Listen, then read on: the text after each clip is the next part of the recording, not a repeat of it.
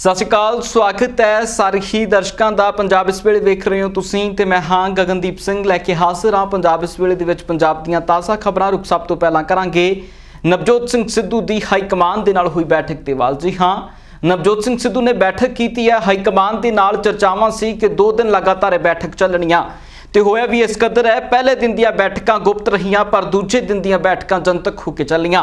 सवेर हुंदियां ही नवजोत सिंह सिद्धू तकरीबन 8 बजे प्रियंका गांधी दे नाल मुलाकात की आरंभता करते हैं, जिस तो बाद 4 घंटे के करीब प्रियंका गांधी दे नाल मुलाकात चलती है। तो उस तो बाद देर शाम नवजोत सिंह सिद्धू राहुल गांधी के कोल पहुंचते हैं। राहुल गांधी के नाल भी तकरीबन देर रात तक मुलाकात चलती है। 2-2.5 घंटे के करीब चली इस मुलाकात तो बाद नवजोत सिंह सिद्धू बाहर आते हैं। तो उस वक्त दी तस्वीरां तुहानूं सारियां विखा रहे हैं जो नवजोत सिंह सिद्धू मीटिंग के विचों बाहर आए ने। लगातार पत्रकारों ने सवाल पूछा सी कि की होगा हुण नवजोत सिंह सिद्धू की करके आए ने अंदर, पर नवजोत सिंह सिद्धू ने गड्डी दे विचों ही हाथ जोड़े ते गलबात जिहड़ी आ मीडिया कर्मियों के नाल नहीं की। सो अज दे नवजोत सिंह सिद्धू के ट्वीट बहुत चर्चावां दे विच रहणगे, क्योंकि हाईकमान दे नाल बैठकां दे विच चर्चावां सूत्रां दे हवाले दे नाल इह भी सामने आईयां सी कि जिस वक्त राहुल गांधी के घर दे विच नवजोत सिंह सिद्धू मौजूद सी, उस वक्त सोनिया गांधी भी अपने आवास स्थान के उत्तों राहुल गांधी के घरे पहुंचते हैं। राहुल गांधी के घरे पहुंचे सोनिया गांधी की भी चर्चा जी बाहर आ रही है कि राहुल गांधी तो सोनिया गांधी ने इकट्ठियां नवजोत सिंह सिद्धू के नाल कल शाम की चर्चा की है। सो ये साफ है कि बहुत जल्द नवजोत सिंह सिद्धू नूं लैके हाईकमान फैसला करन जा रही है। तो जेकर नवजोत सिंह सिद्धू के उत्ते फैसला होना है तो इस नवजोत सिंह सिद्धू के हक दे विच होएगा, क्योंकि जदों नवजोत सिंह सिद्धू प्रियंका गांधी नाल मुलाकात करते हैं उस तो तुरंत बाद ही नवजोत सिंह सिद्धू के वल्लों एक ट्वीट किया जाता है। तो उस ट्वीट के विच जवाब दिता जाता है सुखबीर सिंह बादल नूं। श्रोमणी अकाली दल के प्रधान सुखबीर सिंह बादल नूं ठोकमा जवाब दिंदे ने नवजोत सिंह सिद्धू। नवजोत सिंह सिद्धू ने सुखबीर सिंह बादल के उस बयान का जवाब दिता है जिस दे विच सुखबीर सिंह बादल ने नवजोत सिंह सिद्धू नूं पंजाब की सियासत की मिसगाइडेड मिसाइल दस्सिया सी। मिसगाइडेड मिसाइल मतलब जिसनूं कुछ ना पता होवे। यार नवजोत सिंह सिद्धू एक मिसगाइडेड मिसाइल है जिहदा कोई कंट्रोल नहीं है। किते मर्जी डायरैक्शन हो सकती है, किते मर्जी वज सकती है, अपने ते ही वज सकती है। कल्ला सोचदा कि मैं भाषण एक्टिंग करके अज पंजाब नूं एक्टिंग वाला नहीं चाहिए। पंजाब नूं एक सोबर बंदा चाहिए जिहड़ा पंजाब की अगवाई कर सके, पंजाब नूं अगे ले जा सके, पंजाब की डिवेलपमेंट सोच सके। कल्ले ड्रामिਆਂ नाल नहीं होना पंजाब बचना। तुसीं देखिआ साहब प्रकाश सिंह बादल की राज 10 साल सी। तुसीं अमृतसर मैं बैठा, गुरु की नगरी बैठा, कोई प्रेस वाला नहीं दस सकता कि पिछले 4 सालों एक इट लगी हुई। ਜਿਹੜੀਆਂ ਮੈਨੂੰ ਦੁੱਖ ਹੁੰਦਾ ਜਦੋਂ ਮੈਂ ਡਰਾਈਵ ਕਰਦਾ, ਜਿਹੜੇ ਬੂਟੇ ਲਾਏ ਸੀ ਉਹ ਮੱਚ ਗਏ ਐ, ਜਿਹੜੀਆਂ ਸੜਕਾਂ ਬਣਾਈਆਂ ਸੀ ਜਿਹੜੇ ਮੈਂ ਕੋਈ ਚੀਜ਼ਾਂ ਸਾਰੇ ਤੁਸੀਂ ਦੇਖੋ ਟੁੱਟੇ ਪਏ ਐ। ਤੋ ਇਸ ਕਰਕੇ ਜਿਵੇਂ ਆ ਹੈਰੀਟੇਜ ਸਟਰੀਟ ਹੈ ਕਿੰਨੀ ਵਧੀਆ ਬਣਾਈ ਸੀ ਤੇ ਹੁਣ ਜਿਵੇਂ ਲਾਵਾਰਸ ਜੀ ਫਿਰਦੀ ਹੈ। ਇਸ ਕਰਕੇ ਆਪਾਂ ਨੂੰ ਅਗਵਾਈ ਚਾਹੀਦੀ ਹੈ, ਲੀਡਰਸ਼ਿਪ ਦੀ ਜਿਹੜੀ ਪੰਜਾਬ ਨੂੰ ਅੱਗੇ ਲੈ ਕੇ ਜਾ ਸਕੇ। ਹੁਣ ਬਹੁਤ ਸਾਲ ਆਪਾਂ ਬਰਬਾਦ ਕਰ ਲਏ ਪਿਛਲੇ ਭਾਸ਼ਣਾਂ ਨਾਲ। इस तो बाद वड्डा धमाका होना सुभाविक सी, क्योंकि ट्विटर के उत्ते जेकर कोई नवजोत सिंह सिद्धू नूं कुछ कहता है तो कुछ ही पलों के विच उसनूं उसका जवाब नवजोत सिंह सिद्धू दे दिंदे ने। सो इसे कदर उदों भी होया नवजोत सिंह सिद्धू ट्वीट के विचों बैक ट्वीट करते हैं तो जवाब दिंदे ने सुखबीर सिंह बादल होना नूं। सुखबीर सिंह बादल नूं जवाब दे विच जो कुछ लिखिया तुसीं वेख सकते हो। इस दे विच एक होटल का जिक्र आउंदा है, नाम मैं नहीं लवांगा उस होटल का। सुखबीर सिंह बादल के नाल संबंधित होटल है, पंजाब की सियासत दी चर्चावां दे विच रहिंदा है। उस नूं लैके नवजोत सिंह सिद्धू लिखते हैं कि मैं जदों तक इन्हां होटलों के विच सरकारी हस्पताल ते इन्हां दे विच सरकारी स्कूल नहीं बना दिंदा उदों तक मैं चुप नहीं बैठांगा, पीछे नहीं हटांगा। यह साफ है कि भ्रिष्टाचार के उत्ते नवजोत सिंह सिद्धू ने सीधा तंज कसिया। नवजोत सिंह सिद्धू बहुत वड्डे एक्शन मूड दे विच ने। इस तो सुभाविक है जो प्रियंका गांधी दे नाल बैठक हुई है उस दे विच नवजोत सिंह सिद्धू नूं ताकत मिली है, उस दे विच नवजोत सिंह सिद्धू के मोढे ते थापड़ा रहा है। इस तो बाद ही नवजोत सिंह सिद्धू ने ट्वीट जिहड़ा है वो कीता है। सो राहुल गांधी की मुलाकात तो बाद फिलहाल तक कोई ट्वीट नहीं आया। जो ट्वीट आएगा वो भी बहुत चर्चा का विषय रहने वाला है, क्योंकि नवजोत सिंह सिद्धू मीटिंग के बारे जरूर जिहड़ा मीडिया के नाल गलबात सांझी करनगे। ਉਧਰ ਸੁਖਵੀਰ ਸਿੰਘ ਬਾਦਲ ਵੀ ਐਕਸ਼ਨ ਮੂਡ ਦੇ ਵਿੱਚ ਨੇ। ਸੁਖਵੀਰ ਸਿੰਘ ਬਾਦਲ ਨੇ ਪੰਜਾਬ ਸਰਕਾਰ ਦੇ ਪ੍ਰਬੰਧਾਂ ਦੇ ਉੱਤੇ ਸਵਾਲ ਚੁੱਕਿਆ ਹੈ। ਦਰਅਸਲ ਸੁਖਵੀਰ ਸਿੰਘ ਬਾਦਲ ਦੇ ਵੱਲੋਂ ਬਿਆਸ ਦਰਿਆ ਦੇ ਉੱਤੇ ਚੱਲ ਰਹੀ ਰੇਤ ਦੀ ਮਾਈਨਿੰਗ ਨੂੰ ਲੈ ਕੇ ਰੇਡ ਪਾਈ ਗਈ। ਰੇਤ ਦੀ ਮਾਈਨਿੰਗ ਦੇ ਉੱਤੇ ਪਾਈ ਇਸ ਰੇਡ ਦੇ ਵਿੱਚ ਸੁਖਵੀਰ ਸਿੰਘ ਬਾਦਲ ਨੇ ਕਈ ਕੱਚੇ ਚਿੱਠੇ ਖੋਲ ਦਿੱਤੇ। ਸੁਖਵੀਰ ਸਿੰਘ ਬਾਦਲ ਦਾ ਕਹਿਣਾ ਹੈ ਕਿ ਬਹੁਤ ਡੂੰਘੇ ਸਬੰਧ ਇਸ ਰੇਤ ਮਾਈਨਿੰਗ ਦੇ ਨੇ। ਸੋ ਰੇਤ ਦੀ ਗੈਰ ਕਾਨੂੰਨੀ ਮਾਈਨਿੰਗ ਇਸ ਨੂੰ ਦੱਸਿਆ ਗਿਆ ਹੈ। ਖੁਦ ਉਸੇ ਸਥਾਨ ਦੇ ਉੱਤੇ ਖੜ ਕੇ ਮੀਡੀਆ ਦੇ ਨਾਲ ਗੱਲਬਾਤ ਕੀਤੀ ਹੈ ਸੁਖਵੀਰ ਸਿੰਘ ਬਾਦਲ ਨੇ। ਕਿਹੜੀ ਪਰਮਿਸ਼ਨ ਹੈ ਡੀਸਿਲਟਿੰਗ ਦੀ ਸਿਕੰਦਰ? ਡੀਸਿਲਟਿੰਗ ਦੀ ਕਿੱਥੋਂ ਪਰਮਿਸ਼ਨ ਮਿਲੀ ਹੈ ਤੇ ਹੁਣ ਭੱਜ ਕਿਉਂ ਗਏ ਆ? ਸਾਰਾ ਨਜਾਇਜ਼ ਜਿਹੜਾ ਹੈਗਾ ਇੱਥੇ ਜਿਹੜੇ ਹੈਗੇ ਆ ਦੇਖੋ ਟਰੱਕ ਸਾਰੇ ਡਰਾਈਵਰ ਜਿੰਨੇ ਆ ਸਾਰੇ ਭੱਜ ਗਏ ਆ। ਟਰੱਕਾਂ ਦੇ ਟਰੱਕ ਇੱਥੇ ਖੜੇ ਆ ਪਿੱਛੇ ਪਾਣੀ ਕੱਲੇ ਇੱਕ ਨਹੀਂ ਸਾਰੇ ਅਸੈਂਬਲੀ ਹਲਕੇ 'ਚ ਘੱਟ ਤੋਂ ਘੱਟ 2000 ਕਰੋੜ ਰੁਪਇਆ ਸਾਲ ਦਾ ਘੁਟਾਲਾ ਮੁੱਖ ਮੰਤਰੀ ਤੇ ਉਹਦੇ ਮੰਤਰੀ ਕਰ ਰਹੇ 2017 ਦੇ ਵਿੱਚ ਬਹੁਤ ਰੇਤ ਮਾਫੀਆ ਦੀਆਂ ਗੱਲਾਂ ਹੁੰਦੀਆਂ ਸੀ। ਤੇ ਵੱਡੇ ਇਲਜ਼ਾਮ ਲਾਏ ਮੈਂ ਉਹੀ ਕਹਿ ਰਿਹਾ ਨਾ ਕਿ ਆਹ ਹਾਲਾਤ ਦੇਖੋ ਇੱਥੇ ਇਹ ਤਾਂ ਵਧੀਆ ਤੁਸੀਂ ਦੇਖੋ ਓਪਨਲੀ ਆ ਬਿਆਸ ਦਰਿਆ ਆ ਦੇਖੋ ਸਾਰਾ ਟੁੱਟੀ ਜਾਂਦਾ ਜ਼ਮੀਨ ਖਤਮ ਹੋ ਰਹੀ ਹੈ। ਆਹ ਹਾਲਾਤ ਬਣਾਈ ਹੈ। ਮੈਂ ਤੁਹਾਨੂੰ ਦਿਖਾਉਣਾ ਕਿ ਸਾਰੇ ਪੰਜਾਬੀਆਂ ਨੂੰ ਦੇਸ਼ ਵਾਸੀਆਂ ਨੂੰ ਦਿਖਾਓ ਨਹੀਂ ਮੀਡੀਆ ਰਾਹੀਂ ਕਿ ਆ ਕਿੱਥੇ ਅਸੀਂ ਖੜੇ ਹਾਂ। ਕਿਵੇਂ ਸਾਨੂੰ ਦੇਖ ਕੇ ਸਾਰੇ ਟਰੱਕ ਵਾਲੇ ਭੱਜੇ ਉਹ ਹਜੇ ਵੀ ਜਾ ਰਹੇ ਉਹ ਦੇਖ ਭੱਜੀ ਜਾਂਦੇ।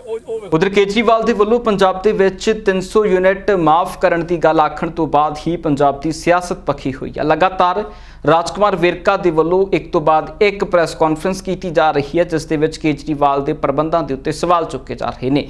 ਦਰਅਸਲ ਕੇਜਰੀਵਾਲ ਦੇ ਵੱਲੋਂ ਇਸ ਮੌਕੇ ਦੇ ਉੱਤੇ ਗੱਲ ਆਖੀ ਗਈ ਸੀ ਕਿ 300 ਯੂਨਿਟ ਪੰਜਾਬ ਦੇ ਹਰ ਵਸਿੰਦੇ ਨੂੰ ਮੁਫਤ ਦਿੱਤੀ ਜਾਏਗੀ ਬਿਜਲੀ ਦੀ ਜੇਕਰ ਆਮ ਆਦਮੀ ਪਾਰਟੀ ਦੀ ਸਰਕਾਰ ਪੰਜਾਬ ਦੇ ਵਿੱਚ ਬਣਦੀ ਹੈ। ਪਰ ਉਧਰ ਦੂਜੇ ਪਾਸੇ ਰਾਜਕੁਮਾਰ ਵੇਰਕਾ ਨੇ ਕਈ ਸਵਾਲ ਚੁੱਕੇ ਨੇ ਇਸ ਦੇ ਉੱਤੇ ਤੇ ਖਾਸ ਤੌਰ ਦੇ ਉੱਤੇ ਪ੍ਰੈਸ ਕਾਨਫਰੰਸ ਕੀਤੀ ਹੈ ਰਾਜਕੁਮਾਰ ਵੇਰਕਾ ਨੇ। ਮੈਂ ਕੱਲ ਦਿੱਲੀ ਦੇ ਵਿੱਚ ਇਹ ਗੱਲ ਚੈੱਕ ਕਰਨ ਵਾਸਤੇ ਗਿਆ ਕਿ ਪੰਜਾਬ ਦੇ ਵਿੱਚ ਅਰਵਿੰਦ ਕੇਜਰੀਵਾਲ ਜੀ ਬਿਜਲੀ ਦਾ ਮਾਡਲ ਲੈ ਕੇ ਆ ਰਹੇ ਹੈ ਔਰ ਕੱਲ ਜਿਵੇਂ ਬਿਜਲੀ ਦਾ ਮਾਡਲ ਲੈ ਕੇ ਉਹਨਾਂ ਨੇ ਅਨਾਉਂਸਮੈਂਟ ਕੀਤੀ ਤੇ ਦਿੱਲੀ ਦੇ ਲੋਕਾਂ ਦੇ ਵਿੱਚ ਹਾਹਾਕਾਰ ਮਚ ਗਈ। ਦਿੱਲੀ ਦੇ ਲੋਕਾਂ ਨੇ ਕਿਹਾ ਕਿ ਕੇਜਰੀਵਾਲ ਇਹ ਹੁਣ ਦਿੱਲੀ ਦਾ ਫਰਾਡ ਇਹ ਹੁਣ ਪੰਜਾਬ 'ਚ ਲੈ ਕੇ ਜਾ ਰਿਹਾ ਹੈ।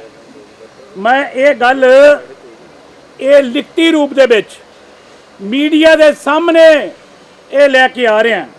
ਜਿਹੜਾ ਕੇਜਰੀਵਾਲ ਇਹ ਗੱਲ ਕਹਿ ਰਿਹਾ ਹੈ ਕਿ ਜ਼ੀਰੋ ਬਿੱਲ ਆਉਂਦਾ, ਮੈਂ ਪੰਜਾਬ ਦੇ ਦੋਨੇ ਨੋਟੀਫਿਕੇਸ਼ਨ ਤੇ ਇਹ ਦਿੱਲੀ ਦਾ ਆਪਣਾ ਨੋਟੀਫਿਕੇਸ਼ਨ ਇਹ ਤੁਹਾਡੇ ਸਾਹਮਣੇ ਇਹ ਦੋਨੇ ਚੀਜ਼ਾਂ ਪੇਸ਼ ਕਰ ਰਿਹਾ। ਮੈਂ ਤੁਹਾਨੂੰ ਇਹ ਵੀ ਗੱਲ ਕਹਿਣਾ ਚਾਹੁੰਦਾ ਕਿ ਜਿਹੜਾ ਫਰਾਡ ਇਹ ਕੇਜਰੀਵਾਲ ਕਰ ਰਿਹਾ ਹੈ, ਕੇਜਰੀਵਾਲ ਫਰਾਡ ਕਰ ਰਿਹਾ ਹੈ ਬਈ ਜਿਹੜਾ ਹਜ਼ਾਰਾਂ ਕਰੋੜ ਰੁਪਏ ਦਾ ਫਰਾਡ ਜਿਹੜਾ ਦਿੱਲੀ ਦੇ ਲੋਕਾਂ ਨੇ ਦੱਸਿਆ, ਇੰਡਸਟਰੀ ਵਾਲਿਆਂ ਨੇ ਦੱਸਿਆ ਮੈਨੂੰ, ਹੋਟਲਾਂ ਵਾਲਿਆਂ ਨੇ ਦੱਸਿਆ ਮੈਨੂੰ ਔਰ ਉੱਥੇ ਆਮ ਲੋਕਾਂ ਨੇ ਦੱਸਿਆ ਕਿ ਹਜ਼ਾਰਾਂ ਕਰੋੜ ਰੁਪਏ ਦਾ ਇਹ ਅਰਵਿੰਦ ਕੇਜਰੀਵਾਲ ਨੇ ਇਹ ਫਰਾਡ ਦਿੱਲੀ ਦੇ ਲੋਕਾਂ ਨੇ ਕੀਤਾ ਹੈ। ਬਿਜਲੀ ਕੰਪਨੀਆਂ ਦੇ ਨਾਲ ਮਿਲ ਕੇ ਇਹ ਫਰਾਡ ਹੋਇਆ, ਜਿਹੜਾ ਕਿ ਮੈਂ ਤੁਹਾਡੇ ਕੈਮਰੇ ਦੇ ਉੱਪਰ ਚੈਲੰਜ ਕਰਕੇ ਇਹ ਕੇਜਰੀਵਾਲ ਨੂੰ ਕਹਿਣ ਜਾ ਰਿਹਾ ਕਿ ਜੇ ਤੇਰੀ ਹਿੰਮਤ ਆ ਤੇ ਮੇਰੀ ਗੱਲ ਦਾ ਜਵਾਬ ਦੇ। ਇਹ ਕਵੇ ਕਿ ਮੈਂ ਝੂਠ ਬੋਲ ਰਿਹਾ, ਮੈਂ ਤੁਹਾਨੂੰ ਇਹ ਗੱਲ ਕਹਿਣ ਵਾਸਤੇ ਆਇਆ।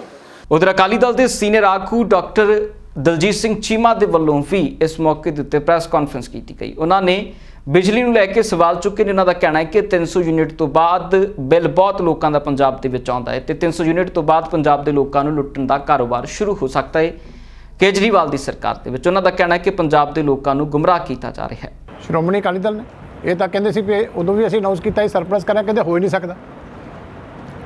ਸਰਪਲਸ ਕਰਕੇ ਦਿਖਾਇਆ, ਸਾਰਾ ਪੰਜਾਬ ਦਾ ਟਰਾਂਸਮਿਸ਼ਨ ਦਾ ਸਿਸਟਮ ਓਵਰਹਾਲ ਕੀਤਾ, ਸਾਰੇ ਗ੍ਰਿਡ ਓਵਰਹਾਲ ਕੀਤੇ, ਸਾਰੇ ਟਰਾਂਸਫਾਰਮਰ ਰਿਪਲੇਸ ਕੀਤੇ।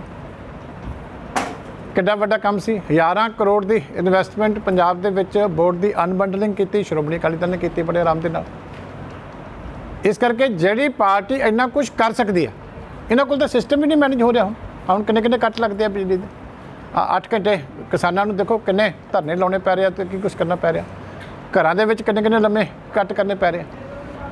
ਜੇ ਅਸੀਂ ਸਿਸਟਮ ਬਣਾ ਕੇ ਗਏ ਸੀ, ਅਸੀਂ ਸਿਸਟਮ ਚਲਾ ਕੇ ਵੀ ਦਿਖਾਇਆ। 1 ਮਿੰਟ ਕਿਤੇ ਬਿਜਲੀ ਨਹੀਂ ਸੀ ਜਾਂਦੀ ਸਾਡੇ ਟਾਈਮ ਦੇ ਉੱਤੇ। ਇਹ ਮਿਸਮੈਨੇਜਮੈਂਟ ਹੈ ਕਿ ਨਾ ਮੁੱਖ ਮੰਤਰੀ ਦਫ਼ਤਰ 'ਚ ਬੈਠੇ, ਨਾ ਕੋਈ ਮੰਤਰੀ ਦਫ਼ਤਰ 'ਚ ਬੈਠੇ, ਨਾ ਕੋਈ ਅਫਸਰ ਦਫ਼ਤਰ ਦੇ ਵਿੱਚ ਬੈਠੇ, ਨਾ ਕੋਈ ਲੋਕਾਂ ਦੀ ਫੀਡਬੈਕ ਲਵੇ, ਨਾ ਕੋਈ ਟਾਈਮਲੀ ਮੀਟਿੰਗ ਕਰੇ ਕਿ ਹੁਣ ਜਿਹੜੀ ਹੈ ਪਹਿਲਾਂ ਜਿਹੜੀ ਹੈਗੀ ਹੈ ਕਿ ਜਿਹੜੀ ਹੈ ਅੱਗੋਂ ਪੈਡੀ ਆਉਣ ਵਾਲੀ ਹੈ ਉਹਦੇ ਵਾਸਤੇ ਤਿਆਰੀ ਕਰਨੀ ਹੈ। ਜਦੋਂ ਪਲੈਨਿੰਗ ਨਹੀਂ ਕਰੋਗੇ ਤਾਂ ਫਿਰ ਇਹੀ ਹਾਲ ਹੋਣਾ। ਕੇਜਰੀਵਾਲ ਨੂੰ ਕਹੋ ਕਿ ਉਹਦੀ ਸਾਂਝਗਾਂਠ ਕਿਹੜੀ ਕੰਪਨੀਆਂ ਨਾਲ? ਦਿੱਲੀ ਬਿਜਲੀ, ਡੋਮੈਸਟਿਕ ਬਿਜਲੀ ਦਾ ਰੇਟ ਆਪਣੇ ਨਾਲੋਂ ਜ਼ਿਆਦਾ ਹੈ, ਇੰਡਸਟਰੀ ਦਾ ਰੇਟ ਆਪਣੇ ਨਾਲੋਂ ਜ਼ਿਆਦਾ ਹੈ ਤੇ ਸਸਤੀ। ਜੇ ਦਿੱਲੀ ਸਸਤੀ ਕਰਦੇ ਪਹਿਲੇ ਤਾਂ ਫਿਰ ਗੱਲ ਕਰੇ ਪੰਜਾਬ ਦੀ ਨਾ। ਦਿੱਲੀ 200 ਯੂਨਿਟ ਤੁਸੀਂ ਮਾਫ ਕੀਤੇ ਹੈ, ਪਰ 200 ਤੋਂ 1 ਯੂਨਿਟ, 200 ਤਾਂ ਤੁਸੀਂ ਇੱਕ ਏਸੀ ਲਾ ਲਓ, ਇੱਕ ਪੱਖਾ ਲਾ ਲਓ, 200 ਤੋਂ ਵੱਧ ਟੱਪ ਜਾਣਗੇ ਤੇ ਫਿਰ 200 ਦੇ ਵੀ ਦੇਣੇ ਪੈਂਦੇ ਆ। ਪਾਣੀ ਉਹ ਦੱਸਿਆ ਕੀ ਹੈ, ਕੇਜਰੀਵਾਲ ਇੱਕ ਬਹੁਤ ਵੱਡਾ ਫਰਾਡ ਹੈ। ਉਹ ਕਹਿੰਦਾ ਕੁਛ ਹੈ, ਲੁਕਾਉਂਦਾ ਜ਼ਿਆਦਾ ਕੁਛ ਹੈ। ਉੱਤੇ ਗੱਲ ਕੁਛ ਹੋਊਗੀ, ਅਸਲੀਅਤ ਥੱਲੇ ਕੋਈ ਹੋਊਗੀ। ਉਹਨੇ ਕਿਉਂ ਨਹੀਂ ਕਿਹਾ ਕਿ ਮੈਂ ਜੇ 300 ਤੋਂ ਉੱਤੇ ਹੋਣਗੇ ਤੇ ਸਾਰਾ ਦੇਣਾ ਪਊਗਾ? ਕੱਲਾ ਆ ਕੇ ਕਹਿਤਾ, ਜਦੋਂ ਪੁੱਛਿਆ ਪ੍ਰੈਸ ਨੇ ਫਿਰ ਫਸ ਗਿਆ। ਜੇ ਦਿਲ ਸਾਫ਼ ਹੁੰਦਾ ਉਹਦਾ ਕਹਿੰਦਾ ਕਿ 300 ਤੱਕ ਹੈ ਪਰ 300 ਦੇ ਇੱਕ ਹੋਊਗਾ, ਫਿਰ ਸਾਨੂੰ ਸਾਰਾ ਦੇਣਾ ਪਊਗਾ। ਕਿਉਂ ਨਹੀਂ ਕਹਿੰਦਾ? ਪੈਟਰੋਲ ਡੀਜ਼ਲ ਦੇ ਰੇਟ ਲਗਾਤਾਰ ਵੱਧ ਰਹੇ, ਪੈਟਰੋਲ 100 ਰੁਪਏ ਤੋਂ ਪਾਰ ਹੋ ਗਏ। ਸੀਐਮ ਇੱਕ ਦਿੱਲੀ ਦਾ ਸੀਐਮ ਕਹਿ ਰਿਹਾ ਕਿ ਕਿਸਾਨਾਂ ਤੇ ਸਵਾਲ ਕੀਤਾ ਗਿਆ ਫਿਰ ਦਿੱਲੀ ਤੋਂ ਕਹਿੰਦਾ ਸ਼ਾਇਦ ਦਿੱਲੀ 'ਚ ਕਿਸਾਨਾਂ ਦੀ ਉਹਨੂੰ ਪਤਾ ਹੀ ਨਹੀਂ। ਉਹਨੂੰ ਕੋ ਪਤਾ ਕਰਕੇ ਜਾਓ, ਮੈਂ ਤੁਹਾਨੂੰ ਦਿਖਾਊਂਗਾ ਟਿਊਬਵੈੱਲ। ਮੈਂ ਤੁਹਾਨੂੰ ਅੱਜ ਦੇ ਦਿਨ ਕਿਸੇ ਜਾਊਂਗਾ, ਕਿਸਾਨਾਂ ਨੂੰ ਬਿਜਲੀ ਦਾ ਬਿੱਲ, ਉੱਥੇ ਟਿਊਬਵੈੱਲਾਂ ਦੇ ਬਿੱਲ ਮੈਨੂੰ ਲੱਗਦਾ ਪਤਾ ਕਿੰਨੇ ਹਜ਼ਾਰ ਰੁਪਇਆ ਇੱਕ ਟਿਊਬਵੈੱਲ ਮਗਰ ਦੇਣਾ ਪੈਂਦਾ। ਪੈਟਰੋਲ ਡੀਜ਼ਲ ਦੇ ਰੇਟ ਬਹੁਤ ਵੱਧ ਰਹੇ, ਪੰਜਾਬ 'ਚ ਪਹਿਲੀ ਵਾਰ ਕਿ 100 ਰੁਪਏ ਤੋਂ ਪਾਰ ਹੋ ਗਿਆ ਪੈਟਰੋਲ। ਮੈਂ ਉਹੀ ਕਹਿਣਾ ਚਾਹੁੰਦਾ ਕਿ ਸੈਂਟਰ ਸਰਕਾਰ ਨੂੰ ਤੇ ਪੰਜਾਬ ਸਰਕਾਰ ਨੂੰ ਪੈਟਰੋਲ ਤੇ ਡੀਜ਼ਲ ਤੇ ਹੁਣ ਪੈਸਾ ਨਹੀਂ ਕਮਾਉਣਾ ਚਾਹੀਦਾ। ਜੇ ਚਾਹੇ ਪੰਜਾਬ ਸਰਕਾਰ ਤੇ ਸੈਂਟਰ ਸਰਕਾਰ ਘੱਟ ਤੋਂ ਘੱਟ 30 ਰੁਪਏ ਕੱਟ ਸਕਦਾ, ਘੱਟ ਤੋਂ ਘੱਟ। ਹੁਣ ਕੀ ਹੋ ਰਿਹਾ, ਮੈਂ ਰਿਕਾਰਡ ਦੇਖ ਰਿਹਾ, ਪੰਜਾਬ ਸਰਕਾਰ ਨੇ ਪਿਛਲੇ 8-9 ਮਹੀਨਿਆਂ ਦੇ ਅੰਦਰ 1000 ਕਰੋੜ ਰੁਪਇਆ ਵੱਧ ਕਮਾ ਲਿਆ ਆ ਬਿਜਲੀ ਦੇ, ਆਪਣੇ ਪੈਟਰੋਲ ਤੇ ਡੀਜ਼ਲ ਦੇ ਰੇਟ ਕਰਕੇ। ਕਿਉਂ ਨਹੀਂ 500 ਘਟਾਉਂਦੇ? ਉਵੇਂ ਹੀ ਸੈਂਟਰ ਸਰਕਾਰ ਲੱਗੀ ਹੈ। ਹੁਣ ਤਾਂ ਉਹਨਾਂ ਨੇ ਸੋਚਿਆ ਕਿ ਲੋਕੀ ਬੋਲਦੇ ਨਹੀਂ ਤੇ ਵਧਾਈ ਚੱਲੋ ਤੇ ਅਸੀਂ ਹੁਣ ਪੈਸਾ ਖਜ਼ਾਨਾ ਭਰੀ ਚੱਲੋ। ਇੱਕ ਪਾਸੇ ਜਿੱਥੇ ਪੰਜਾਬ ਦੇ ਕਿਸਾਨਾਂ ਦੇ ਵੱਲੋਂ ਜਾਂ ਪੂਰੇ ਮੁਲਕ ਦੇ ਕਿਸਾਨਾਂ ਦੇ ਵੱਲੋਂ ਭਾਜਪਾ ਦੇ ਆਗੂਆਂ ਦਾ ਵਿਰੋਧ ਕੀਤਾ ਜਾ ਰਿਹਾ ਹੈ, ਕਾਲੀਆਂ ਝੰਡੀਆਂ ਵਿਖਾਈਆਂ ਜਾਂਦੀਆਂ ਨੇ, ਸਵਾਲ ਜਵਾਬ ਘੇਰ ਕੇ ਕੀਤੇ ਜਾਂਦੇ ਨੇ। ਉਧਰ ਦੂਜੇ ਪਾਸੇ ਇਸੇ ਤਰ੍ਹਾਂ ਦਾ ਟ੍ਰੈਂਡ ਹੁਣ ਪੰਜਾਬ ਦੇ ਵਿੱਚ ਕਾਂਗਰਸ ਨੂੰ ਲੈ ਕੇ ਵੀ ਤੁਰ ਪਿਆ ਹੈ। ਪਹਿਲਾਂ ਰਾਜਾ ਵੜਿੰਗ ਦਾ ਘਿਰਾਓ ਕਿਸਾਨਾਂ ਦੇ ਵੱਲੋਂ ਕੀਤਾ ਜਾਂਦਾ ਹੈ ਤੇ ਹੁਣ ਧਰਮਸੋਤ ਦਾ ਵਿਰੋਧ ਕੀਤਾ ਗਿਆ। ਧਰਮਸੋਤ ਨੂੰ ਘੇਰ ਕੇ ਕੈਬਨਿਟ ਮੰਤਰੀ ਨੇ ਪੰਜਾਬ ਦੇ ਸਾਧੂ ਸਿੰਘ ਧਰਮਸੋਤ, ਜਿਨ੍ਹਾਂ ਨੂੰ ਘੇਰ ਕੇ ਕਿਸਾਨ ਬੀਬੀ ਦੇ ਵੱਲੋਂ ਸਵਾਲ ਕੀਤੇ ਗਏ ਨੇ। ਬੀਬੀ ਨੇ ਸਵਾਲ ਬੜੇ ਤਿੱਖੇ ਸ਼ਬਦਾਂ ਦੇ ਵਿੱਚ ਕੀਤੇ ਨੇ। ਉਹਨਾਂ ਨੇ ਕਿਹਾ ਕਿ ਜਦੋਂ ਤੁਸੀਂ ਵੋਟਾਂ ਲੈਣ ਆਏ ਸੀ ਉਸ ਵਕਤ ਤੁਹਾਡੇ ਨਾਲ ਸਿਕਿਉਰਿਟੀ ਨਹੀਂ ਸੀ, ਪਰ ਹੁਣ ਇਹੋ ਜਿਹਾ ਕੀ ਖਤਰਾ ਹੈ ਤੁਹਾਨੂੰ ਕਿ ਤੁਸੀਂ ਸਿਕਿਉਰਿਟੀਆਂ ਲੈ ਕੇ ਘੁੰਮ ਰਹੇ ਹੋ? ਸਵਾਲ ਸੁਣੋ ਬੀਬੀ ਕਹਿ ਕੀ ਰਹੇ ਨੇ। ਸੌਲੀ ਵੋਟਾਂ ਲੈਣ ਆਉਣ ਵਿਗੜੇ ਤੂੰ ਕੱਲਾ ਹੁੰਦਾ ਸੀ, ਤੇਰੇ ਨਾਲ ਕੋਈ ਪੁਲਿਸ ਫੋਰਸ ਸੀ। ਹੁਣ ਤੈਨੂੰ ਮੰਤਰੀ ਬਣ ਕੇ ਕੀ ਖਤਰਾ ਹੋ ਗਿਆ? ਵੀ ਦੱਸੋ ਭਾਈ, ਕੰਮ ਦੱਸੋ। ਨਹੀਂ, ਇੱਕ ਮਿੰਟ, ਤੈਨੂੰ ਹੁਣ ਕੀ ਖਤਰਾ ਹੋ ਗਿਆ? ਸਾਡੀ ਲਾਈਫ ਦੇ ਤਾਂ ਵਾਅਦੇ ਪੂਰੇ ਕੀਤੇ। ਮੈਂ ਉਹੀ ਸੁਣ ਕੇ ਆਇਆ, ਮੈਂ ਖਾਲੀ ਮੈਂ ਗੱਲ ਚੇਅਰਮੈਨ ਨਾਲ ਕਰਕੇ ਆਇਆ, ਤੁਹਾਨੂੰ ਗੱਲ ਕਰਨਾ ਹੈ। ਤੂੰ 5 ਸਾਲ ਵਾਅਦੇ ਕਰੇ, ਹੁਣ ਵੋਟਾਂ ਆ ਗਈਆਂ, ਮਤਲਬ ਸੜਕਾਂ ਦਿਖ ਗਈਆਂ, ਹੁਣ ਤੂੰ ਕਿੱਥੇ ਹੋ ਗਿਆ? ਉਹੀ ਚਾਹੁੰਦੀਆਂ ਨੇ। ਉਧਰ ਰਵਨੀਤ ਬਿੱਟੂ ਅਤੇ ਹਰਦੀਪ ਪੁਰੀ ਦੇ ਵੱਲੋਂ ਅਕਾਲੀ ਦਲ ਅਤੇ ਬਸਪਾ ਦੇ ਗੱਠਜੋੜ ਦੇ ਉੱਤੇ ਦਿੱਤੇ ਗਏ ਬਿਆਨ ਲਗਾਤਾਰ ਚਰਚਾਵਾਂ ਦੇ ਵਿੱਚ ਨੇ। ਹਾਲਾਂਕਿ ਰਵਨੀਤ ਬਿੱਟੂ ਦੇ ਵੱਲੋਂ ਦਿੱਤੇ ਗਏ ਇਸ ਵਿਵਾਦਤ ਬਿਆਨ ਦੇ ਉੱਤੇ ਆਪਣੇ ਵੱਲੋਂ ਸਪਸ਼ਟੀਕਰਨ ਵੀ ਦਿੱਤਾ ਗਿਆ ਤੇ SC/ST ਕਮਿਸ਼ਨ ਦੇ ਕੋਲ ਜਾ ਕੇ ਆਪਣਾ ਮਾਫੀਨਾਮਾ ਵੀ ਦਰਜ ਕਰਵਾਇਆ ਗਿਆ, ਪਰ ਇਹਨਾਂ ਦੇ ਉੱਤੇ ਵੱਡੇ ਐਕਸ਼ਨ ਦੀ ਮੰਗ ਕੀਤੀ ਜਾ ਰਹੀ ਹੈ, ਜਿਸ ਨੂੰ ਲੈ ਕੇ ਬਸਪਾ ਦੇ ਵੱਲੋਂ ਰੋਪੜ ਦੇ ਵਿੱਚ ਇੱਕ ਵੱਡੀ ਰੈਲੀ ਕੱਢੀ ਗਈ। ਬਸਪਾ ਦੀ ਇਸ ਰੈਲੀ ਦੇ ਵਿੱਚ ਅਗਵਾਈ ਕਰ ਰਹੇ ਸੀ ਬਸਪਾ ਦੇ ਪੰਜਾਬ ਪ੍ਰਧਾਨ ਜਸਵੀਰ ਸਿੰਘ ਗੜੀ, ਜਿਨ੍ਹਾਂ ਦਾ ਕਹਿਣਾ ਸੀ ਕਿ ਜਦੋਂ ਤੱਕ ਇਹਨਾਂ ਦੇ ਉੱਤੇ ਕਾਰਵਾਈ ਨਹੀਂ ਹੁੰਦੀ ਉਦੋਂ ਤੱਕ ਅਸੀਂ ਵੱਖੋ ਵੱਖਰੇ ਪ੍ਰੋਗਰਾਮ ਉਲੀਕਦੇ ਰਹਾਂਗੇ।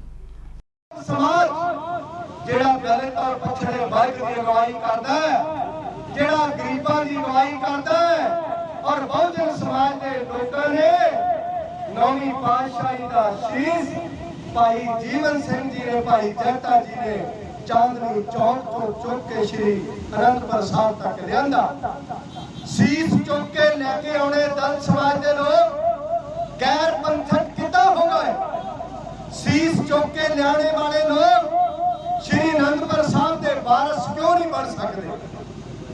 ਸ਼੍ਰੀ ਗੁਰੂ ਗੋਬਿੰਦ ਸਿੰਘ ਜੀ ਨੇ ਦਲਿਤ ਸਮਾਜ ਨੂੰ, ਬਾਬਾ ਜੀਵਨ ਸਿੰਘ ਜੀ ਨੂੰ रंगरेटे गुरु के बेटे का खिताब दिता, लेकिन कांग्रेस भाजपा रवनीत बिट्टू ते हरदीप पुरी ने यह कहा कि आनंदपुर साहब श्री आनंदपुर साहब की सीट ਬਹੁਜਨ ਸਮਾਜ ਨੂੰ ਕਿਉਂ ਦੇ ਦਿੱਤੀ?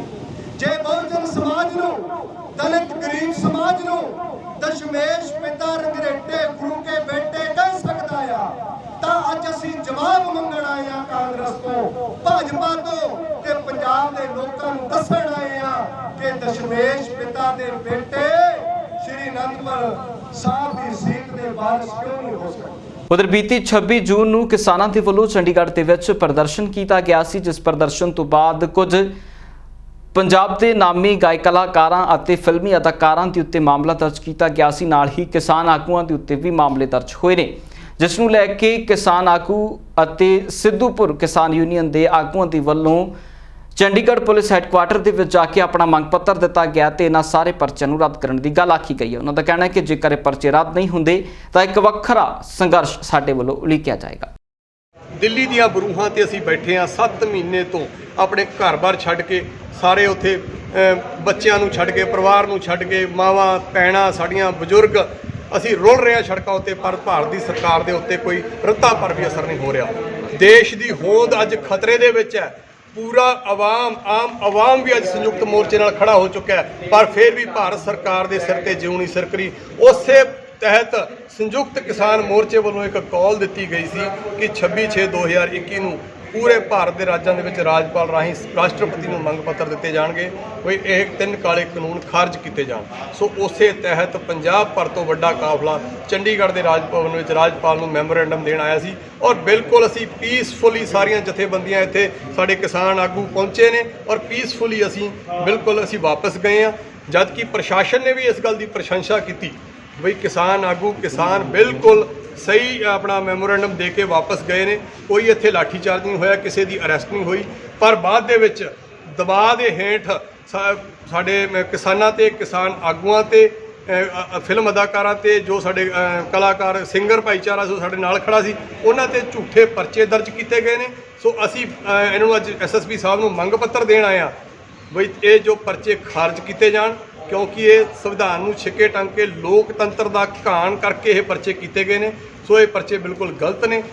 ਸੋ ਅਗਰ ਇਹ ਪਰਚੇ 5 ਦਿਨ ਦੇ ਅੰਦਰ ਅੰਦਰ ਇਹਨਾਂ ਤੇ ਐਕਸ਼ਨ ਲੈ ਕੇ ਸਟੇ ਕਰਕੇ ਇਹਨਾਂ ਨੂੰ ਖਾਰਜ ਨਾ ਕੀਤਾ ਗਿਆ ਤਾਂ ਅਸੀਂ ਰੋਸ ਪ੍ਰਦਰਸ਼ਨ ਚੰਡੀਗੜ੍ਹ ਦੇ ਵਿੱਚ ਵਧਾ ਦਾਂਗੇ, ਰੋਸ ਮੁਜ਼ਾਹਰੇ ਵਧਾ ਦਾਂਗੇ ਚੰਡੀਗੜ੍ਹ। ਉਧਰ ਕਿਸਾਨਾਂ ਦੇ ਪ੍ਰਦਰਸ਼ਨ ਦੇ ਚੱਲਦਿਆਂ ਕਾਰਪੋਰੇਟ ਘਰਾਣਿਆਂ ਦੇ ਵੱਲੋਂ ਖੋਲ੍ਹੇ ਗਏ ਪੰਜਾਬ ਦੇ ਵਿੱਚ ਵੱਡੇ ਸਟੋਰਾਂ ਦੇ ਬੰਦ ਹੋਣ ਦੇ ਉੱਤੇ ਇਹਨਾਂ ਸਟੋਰ ਦੇ ਬਿਲਡਿੰਗ ਮਾਲਕਾਂ ਦਾ ਕਹਿਣਾ ਹੈ ਕਿ ਸਾਨੂੰ ਬਹੁਤ ਵੱਡਾ ਨੁਕਸਾਨ ਹੋ ਰਿਹਾ, ਸਾਡੀਆਂ ਕਿਸ਼ਤਾਂ ਬੈਂਕਾਂ ਦੀਆਂ ਨਹੀਂ ਉਤਰ ਰਹੀਆਂ ਕਿਉਂਕਿ ਸਾਨੂੰ ਉਦੋਂ ਤੱਕ ਕਿਰਾਇਆ ਨਹੀਂ ਆਏਗਾ ਜਦੋਂ ਤੱਕ ਇਹਨਾਂ ਦੇ ਸਟੋਰ ਖੁੱਲ੍ਹ ਕੇ ਨਹੀਂ ਚੱਲਦੇ। ਸੋ ਇਸ ਨੂੰ ਲੈ ਕੇ ਉਹਨਾਂ ਨੇ ਅਪੀਲ ਕੀਤੀ ਹੈ। ਪਹਿਲਾਂ ਲੁਧਿਆਣਾ ਦੇ ਵਿੱਚ ਪ੍ਰੈਸ ਕਾਨਫਰੰਸ ਕੀਤੀ ਸੀ ਤੇ ਕਿਸਾਨ ਆਗੂਆਂ ਦੇ ਨਾਲ ਮੁਲਾਕਾਤ ਹੋਈ ਸੀ ਤੇ ਉਸ ਤੋਂ ਬਾਅਦ ਅੱਜ ਪੰਜਾਬ ਦੇ ਮੁੱਖ ਮੰਤਰੀ ਤੱਕ ਗੁਹਾਰ ਲੈ ਕੇ ਪਹੁੰਚੇ ਨੇ ਪੰਜਾਬ ਦੇ ਵਿੱਚ ਕਾਰਪੋਰੇਟ ਘਰਾਣਿਆਂ ਦੇ ਸਟੋਰਾਂ ਦੇ ਬਿਲਡਿੰਗ ਮਾਲਕ।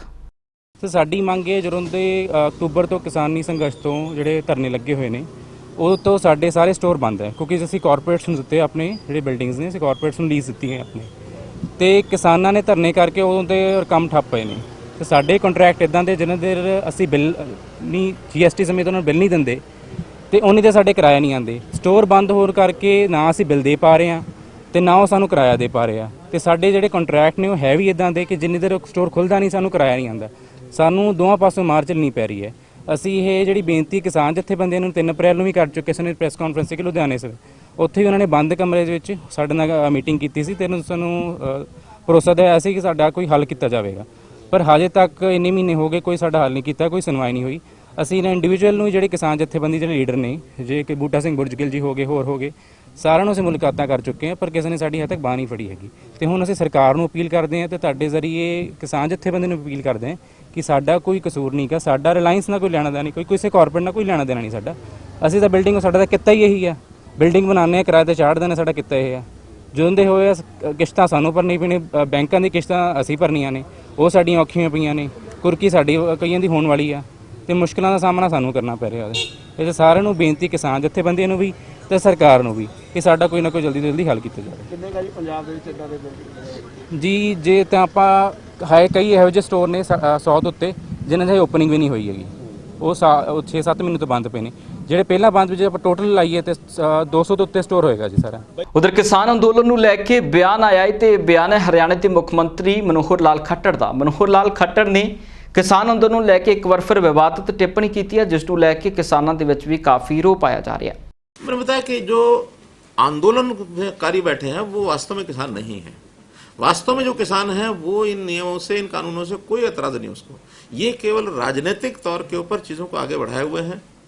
पंजाब के अंदर चुनाव आ रहा है, पंजाब की टीम तो इसलिए लगी है, हमारे यहाँ तो कोई चुनाव है नहीं, लेकिन केवल जिसको कहना चाहिए कि पॉलिटिकल एक एंगल से सरकार को बदनाम कैसे किया जाए, कांग्रेस पार्टी इनका सहयोग कर रही है। कांग्रेस एक पॉलिटिकल पार्टी है। कुछ और जिन लोगों को लगता है कि पॉलिटिकली हमको इस नैया के ऊपर बैठ करके हम आगे बढ़ना चाहते हैं, बढ़ नहीं पाएंगे, क्योंकि आज जितने मुट्ठी भर लोग हैं, अभी बहुत बड़ी संख्या में नहीं है। अब कोई हमसे पूछ सकता है अगर मुट्ठी भर हैं तो फिर आप उनका मुकाबला कार्यक्रमों के माध्यम से क्यों नहीं करते?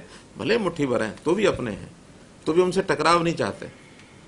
लेकिन सर वो कानून को तो हाथ में ले रहे हैं। नहीं लिया, लेकिन उसके बाद हमने उसको चेक किया तो उन्होंने आखिर में जींद में लिख करके दे दिया टोहाना में कि हम जो है कानून में हाथ में नहीं लेंगे। और जब कानून हाथ में लेने की कोई बात करता तो उसका ये अच्छी बात है कि वो निंदा भी खुद करते हैं। नहीं सब वो लिख के दिया, वो तो मीडिया में छपा है। बात हुई कि नहीं तो उन्हीं के साइन है, 2 आदमियों के साइन उन्हीं की ओर से हैं, ये आप देख लीजिए उन्होंने कहा है कि नहीं कहा। वहाँ पे जो स्थानीय लोग अभी इकट्ठा हो रहे हैं, रास्ते बंद हैं, तो सिचुएशन में टकराव ना हो आपस में। तो इसके लिए मैंने बताया कि हम अभी पंचायतें जो कर रही हैं उनसे बातचीत, उनकी बैठकें होती हैं, मीटिंग्स होती हैं, उन्होंने एक रास्ता खोलने की बात कही है और मुझे लगता है कि अब खुल जाना चाहिए रास्ता बहुत जल्दी। अब वो उस रास्ते को बंद रखने के लिए कोई ताकत भी नहीं बची है उनके पास। मैंने रविशंकर जी, हमारे जो जयशंकर जी विदेश मंत्री, उनसे बातचीत की थी। इस बार मुझे मिलना था, वो विदेश गए हुए हैं। बाद में जो विदेश राज्य मंत्री हैं मुरलीधरन जी, उनसे मेरी बात हुई है। वो अभी 2 दिन बाद आपस में मिलने वाले हैं। गंभीरता से उन्होंने इस विषय को लिया हुआ है। अपनी हाई कमीशन में बात उन्होंने की है कि हाई कमीशन उसके अंदर ऑस्ट्रेलियन गवर्नमेंट के साथ इशू को टेकअप करे और टेकअप करने के बाद जो वहाँ के कानून के हिसाब से अगर कहीं किसी ने दोष किया है तो उसका भी फैसला कर दें। अब कोई दोष ऐसा तो कुछ है नहीं, आपस में 2 वर्गों का टकराव हुआ। खालिस्तान के नारे लगाने के बाद विशाल जूड़ ने तिरंगा झंडा उठा करके उनका विरोध कर दिया। इतना ही एक दोष विशाल जूड़ का है कि उसका उस समय वीजा समाप्त हो चुका था, तो वीजा समाप्त हो चुका था तो उसको रिपोर्ट कर देना चाहिए, वापस भेज देना चाहिए। उस घटना में दोष नहीं है कोई विशाल जूड़ का। उधर पूरे मुल्क ਦੇ ਵਿੱਚ ਪੈਟਰੋਲ ਅਤੇ ਡੀਜ਼ਲ ਦੀਆਂ ਕੀਮਤਾਂ ਸੈਂਕੜਾ ਪਾਰ ਕਰ ਚੁੱਕੀਆਂ ਨੇ। ਪੰਜਾਬ ਦੀ ਗੱਲ ਕਰੀਏ ਤਾਂ ਪੰਜਾਬ ਦੇ ਵਿੱਚ ਪੈਟਰੋਲ 100 रुपए तो ऊपर हो चुका है तो डीजल 92 रुपए तो उत्ते है, जिस नूं लैके आम लोग तरा कर रहे हैं तो लोगों के वलों भी प्रदर्शन किए जा रहे हैं। उधर सियासी तरह के वलों भी देश की मौजूदा सत्ताधारी मोदी सरकार नूं घेरिया जा रहा है। उन्हों का कहना है कि देश के विच पेट्रोल दीयां ये कीमतां देश की GDP के थल्ले डिगण का सब तो वड्डा कारण है। साडी मंग तो इक्को ही है कि जो देश के विच हालत हो गई है, जो पेट्रोल के रेट तुसीं वधाते, अज हर स्टेट के करीब 100 रुपया पार कर गया। चंडीगढ़ भी उस तो बचिया नहीं, इत्थे दा भी नौजवान बेहाल है जिहड़ा मंग कर रहा कि हुण साडी जेब 'च इन्ना भी पैसा नहीं बचिया कि असीं अपने कॉलेज जाना होवे या सरकारी नौकरी या प्राइवेट जिथे नौकरी करते हैं उहदे लई साडे कोल पैसा नहीं बचिया, हुण सानूं लोन दिओ। ये शर्मिंदगी होनी है साडे देश वास्ते कि अज नौजवान नूं पेट्रोल ते डीजल वास्ते भी लोन मंगना पै रहा। वो असीं सरकार तो मंग कर रहे हैं, हल्कि साडा ये सिंबॉलिक प्रोटेस्ट है, तंज है सरकार ते कि तुहाडीआं नीतियां ने अज देश के नौजवान की हालत करती है और वो माँ बाप किन्ने तंग है कि उन्होंने कोल अज 1-2 लीटर पेट्रोल पाने भी पैसे नहीं बचे। लोन क्यों मंगना पै रहा सर? लोन इस करके मंगना पै रहा कि पेट्रोल के रेट इन्ने हो गए।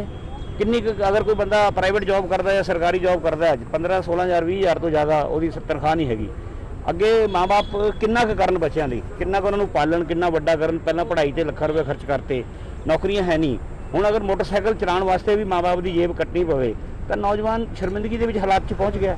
अज इस करके फाइनैंस मिनिस्टर तो मंग कर रहे हैं असी कि तुसी इहो जिहे झूठे पैकेज देने की जगह एक सच्चा पैकेज भी अनाउंस कर दिओ कि देश के नौजवानों की जेब 'च कुछ पैसे पा दिओ महीने ताकि वो कम से कम 1-2 महीने अपना मोटरसाइकिल तो चला सकन। पंजाब इस वेले दे विच फिलहाल इन्ना ही, फिर मुड़ हाजिर होवांगे नवीं ते ताज़ा अपडेट्स नाल। तद तक लिए मैनूं दिओ इजाज़त। बहुत बहुत धन्नवाद।